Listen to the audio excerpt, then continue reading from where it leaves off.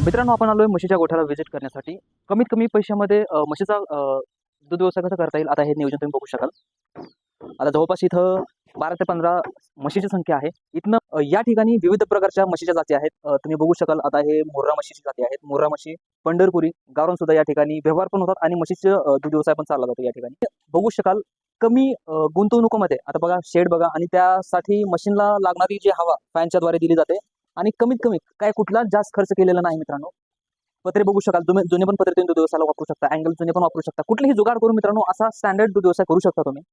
आता बघू शकाल शेणाचं नियोजन कसं करता येतं आणि ज्या पद्धतीनं आता हा नाला गेला आहे, हा एकत्र जे शेण गोळा करून तिथं स्टोअर झाला जातो आणि शेण गोळा केल्यानंतर तुम्ही सेंद्रिय खत म्हणून पण तुम्ही शेताला पिकांना यूज करू शकता.